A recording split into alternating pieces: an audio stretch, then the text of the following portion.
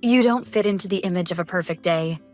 My sister Sandra's words reached my ears, devoid of any emotion. Behind her stretched the breathtakingly lavish wedding venue, the one that reportedly cost $920,000. I clutched the hem of the silk dress I'd bought just for it. It took me 2 hours to drive there with my 15-year-old daughter, Hannah. I'd followed the formal dress code written on the invitation, gone to the salon, and done everything I could to show my happiness for her.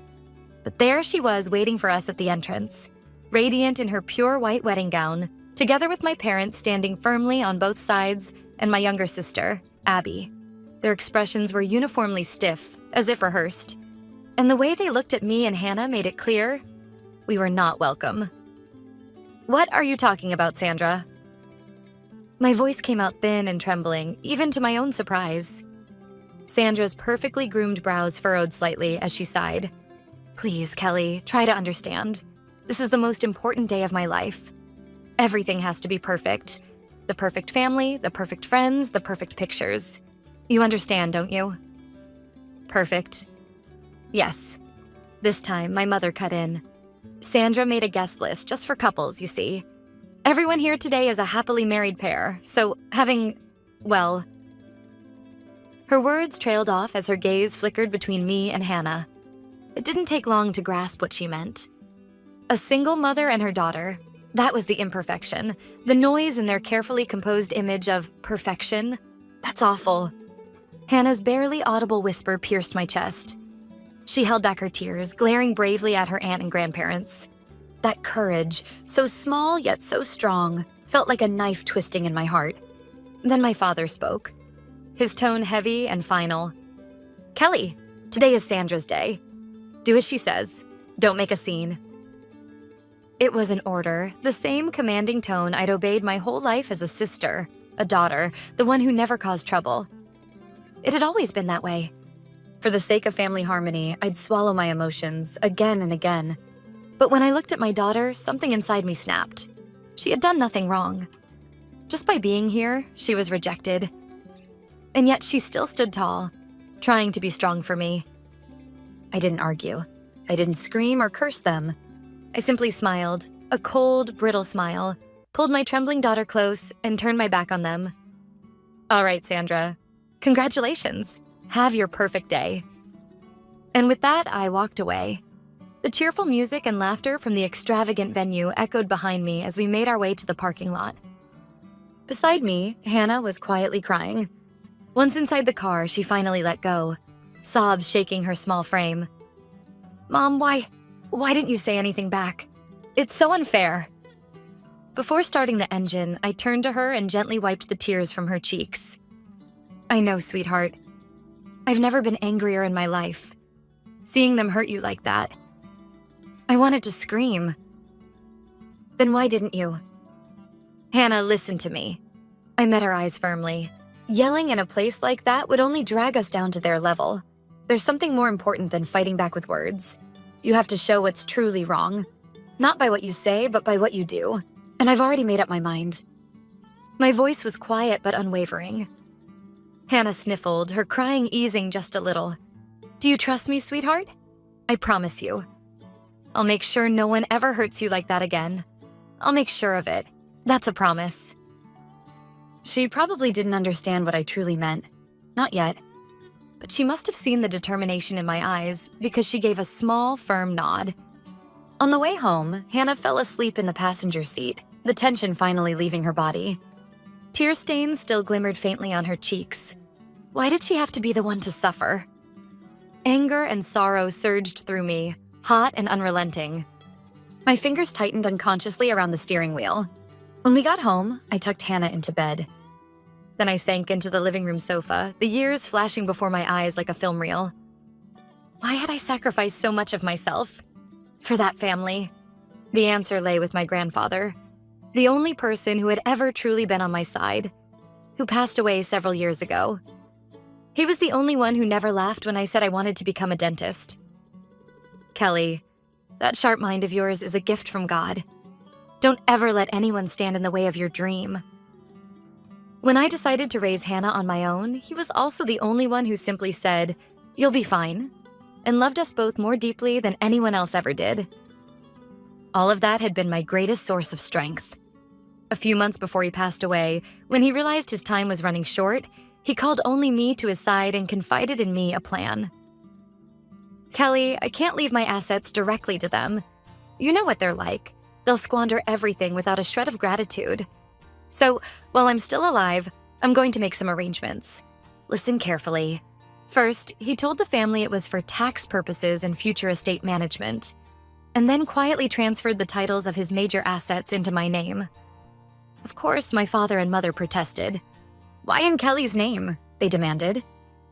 But my grandfather silenced them with a single thunderous statement. "Kelly is the only one among you who truly understands the value of money. This is final. The amount you'll inherit doesn't change, but she'll oversee the flow of funds. She is, in effect, this family's financial steward. If anyone has a problem with that, I'll cut off all support right now." For my arrogant, prideful family, being forced to rely on the very person they had always looked down on, their lesser daughter and sister, must have been unbearable. Still, they chose humiliation over losing access to money and reluctantly accepted the arrangement. To them, I was nothing more than a convenient administrator of grandfather's estate, and they willfully ignored the fact that, legally, the assets belonged to me.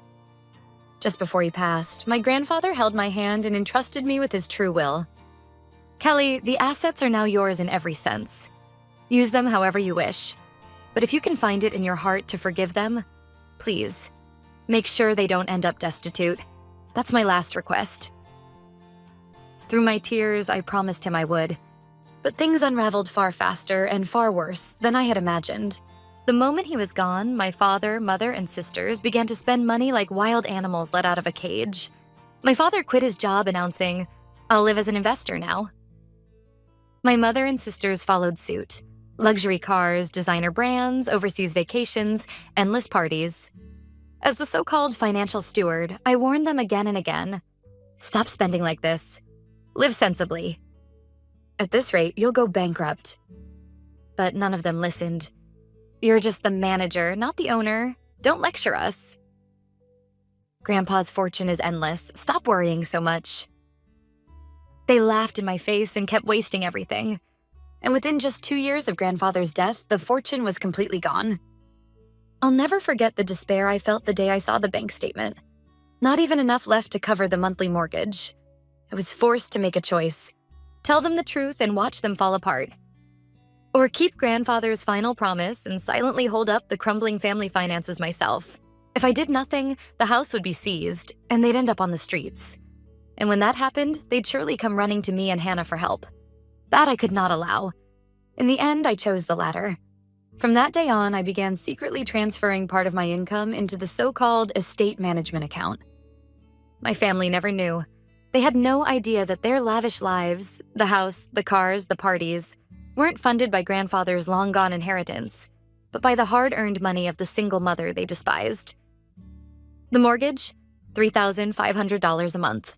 My sister's car loan? $450 a month. And even Sandra's $920,000 wedding fund.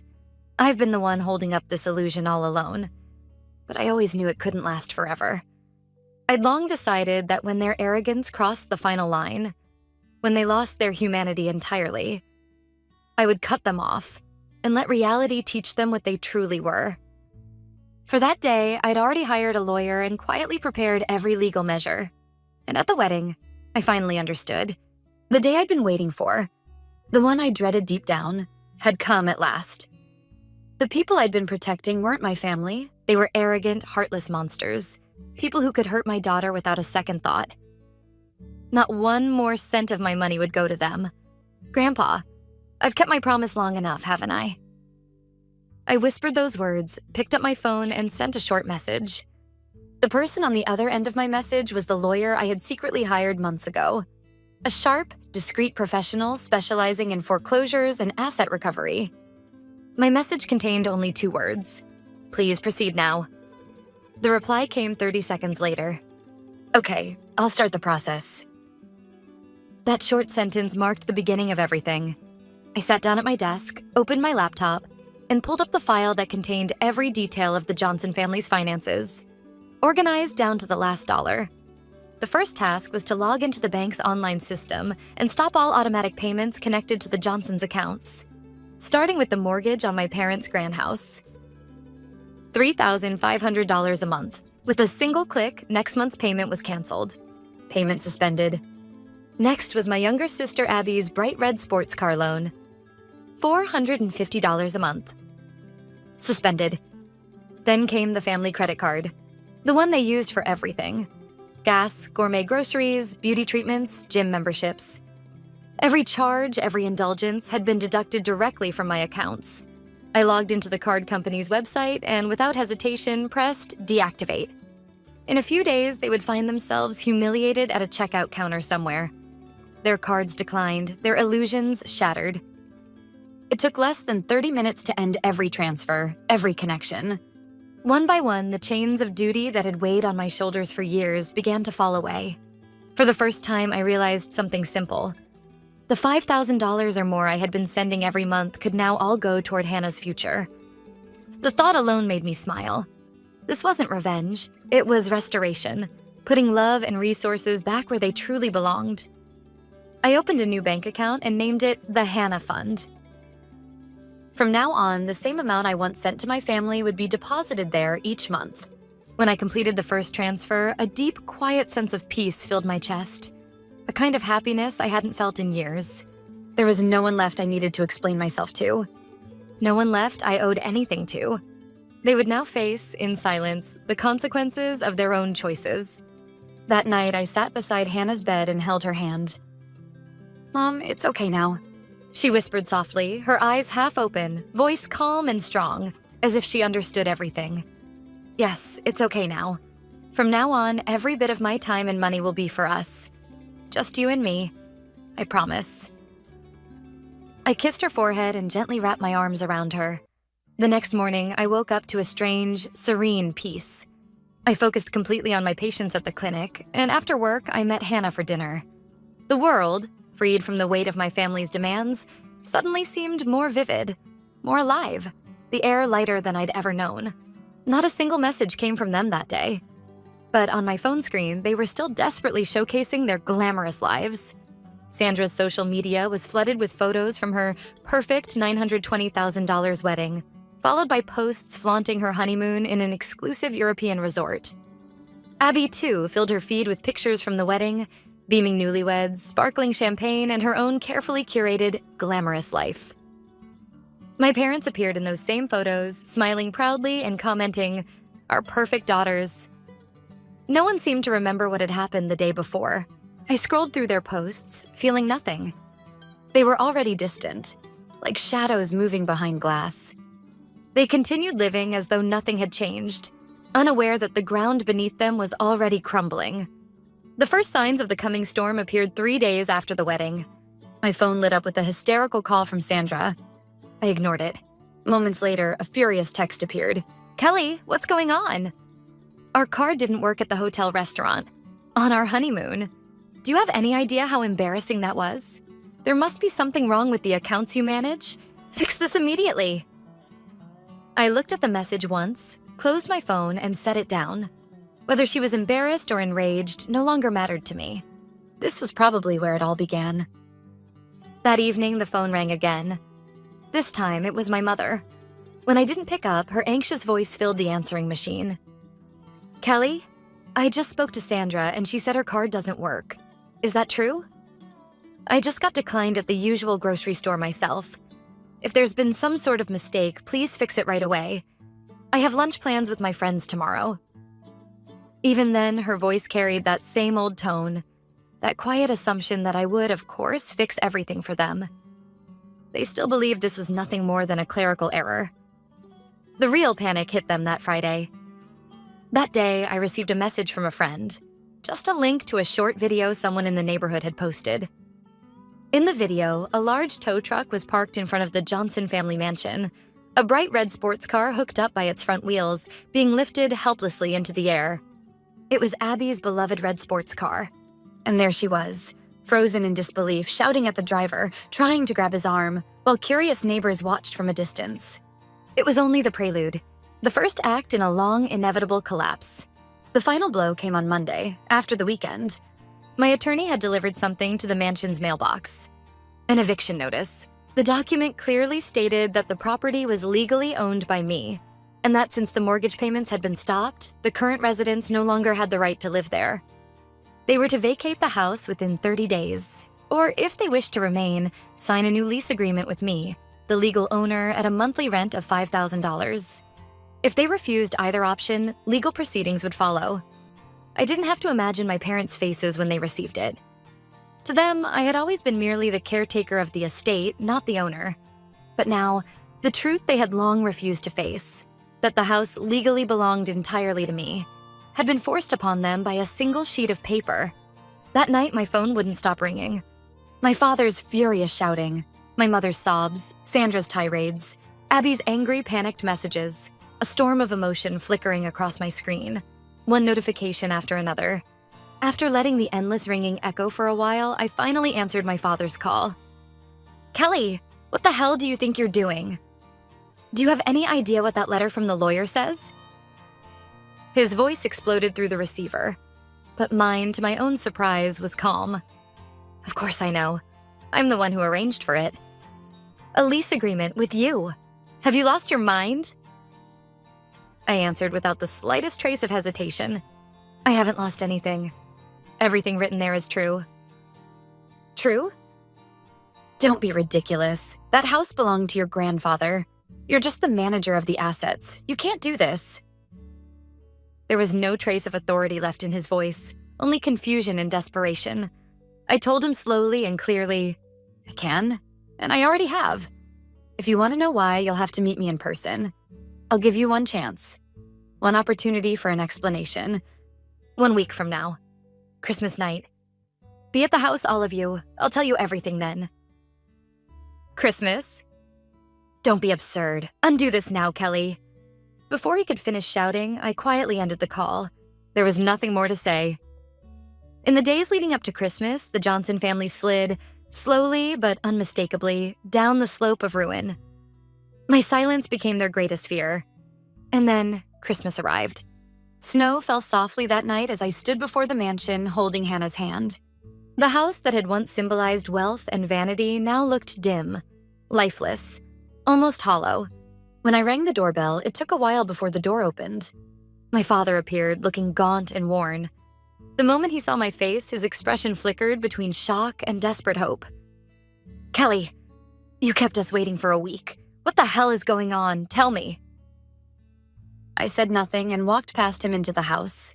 In the living room, my mother, Sandra, and Abby sat on the couch. Several pieces of once luxurious furniture now bore foreclosure tags, giving the room a bleak, impoverished air. Their eyes all turned toward me, burning with anger, distrust, and a faint pleading trace of hope. "Kelly, you did this. How could you be so cruel? What do you have against us?"